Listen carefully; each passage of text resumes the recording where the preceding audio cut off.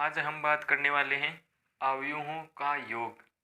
कहने का मतलब जो हमारे पास मैट्रिक्स होती हैं उनका योग किस प्रकार किया जाता है। तो सबसे पहले हम बात करेंगे कि अवयवों के योग के लिए जो कंडीशन होती है वह क्या होती है, उनके लिए जो कंडीशन फॉलो होनी चाहिए पहले वो देखेंगे। फिर बात करेंगे व्यापकता के अंदर किस प्रकार डिफाइन करेंगे, फिर समझते हैं इसको एग्जाम्पल के द्वारा। तो चलिए शुरू करते हैं। तो सबसे पहले बात करें, सबसे पहले हमारे पास आता है अवयवों का योग। तो अवयवों के योग की पहले बात तो हमारे पास जो शर्त होती है, तो सबसे पहले हमारे पास जो क्या होती है अवयवों के योग की शर्त। जैसे हमारे पास कोई भी अवयव हो, जैसे ए और बी अवयव हैं, ए और बी हैं, तो इनके लिए कंडीशन यह होगी कि दोनों की कोटि क्या होनी चाहिए, समान। जिन अवयवों का योग हो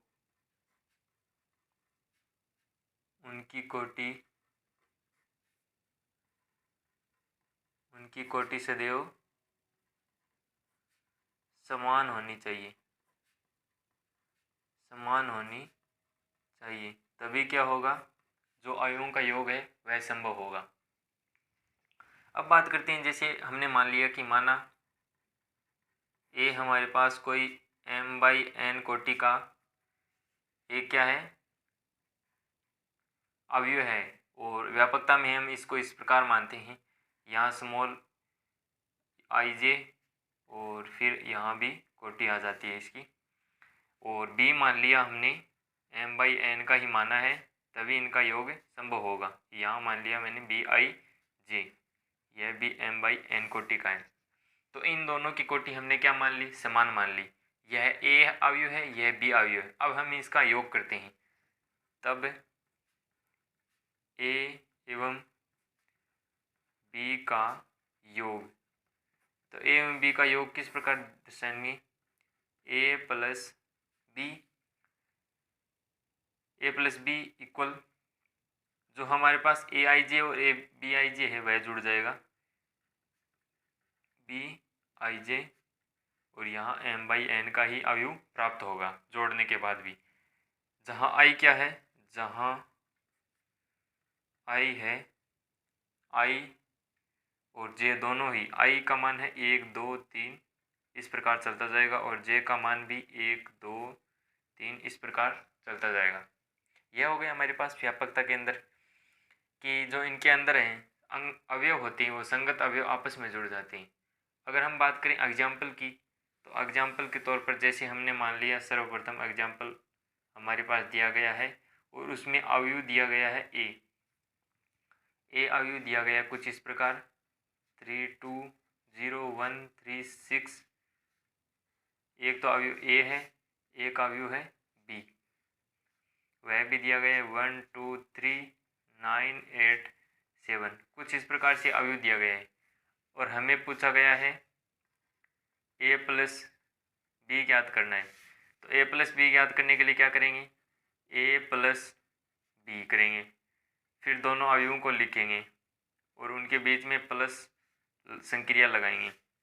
पहला अवयव 3 2 0 1 3 6, और यहाँ 1 2 3 9 8 7। अब क्या करना है, इनके अंदर देखा था कि संगत अवयव जोड़ेंगे। जैसे इसका 1 नंबर अवयव है, इसका भी 1 नंबर अवयव है, तो इसका 1 नंबर अवयव इसमें जुड़ जाएगा, और इसका 2 नंबर है तो इसका भी 2 नंबर। मतलब कहने का मतलब जो पहली पंक्ति है वो पहली पंक्ति में जुड़ेगी और दूसरी पंक्ति दूसरी पंक्ति में जुड़ेगी। तो 2 किस में जुड़ेगा, 2 में 2 प्लस हो जाएगा, और 0 में 3 प्लस हो जाएगा। इसी प्रकार 1 में 9 प्लस होगा, और 3 में 8 प्लस होगा, और फिर 6 में 7 प्लस होगा, और यह हमारे पास आ जाएगा अवयव आ जाएगा।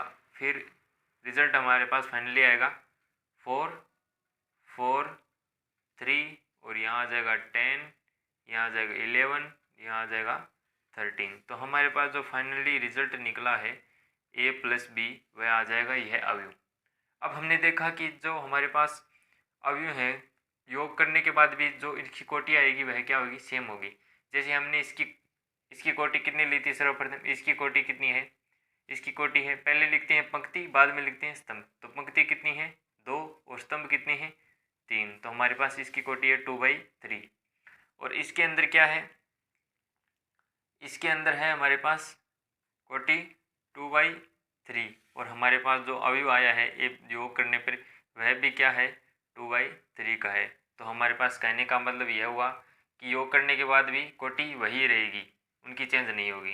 तो इस प्रकार योग करते हैं। और योग की जो शर्त होती है वह होती है कि उन अवयवों की, चाहे यहाँ 3 अवयव हों या 4 अवयव हों या 2 अवयव हों, तो उनकी कोटि क्या होनी चाहिए, हमेशा ही समान, तभी उनका योग पॉसिबल हो सकता है। तो यह था हमारे पास जो अवयवों का योग है वो किस प्रकार किया जाता है। अगर वीडियो पसंद आई हो तो लाइक शेयर सब्सक्राइब करना ना भूलें। अगले वीडियो मिलते हैं, तब तक के लिए जय हिंद, वंदे मातरम।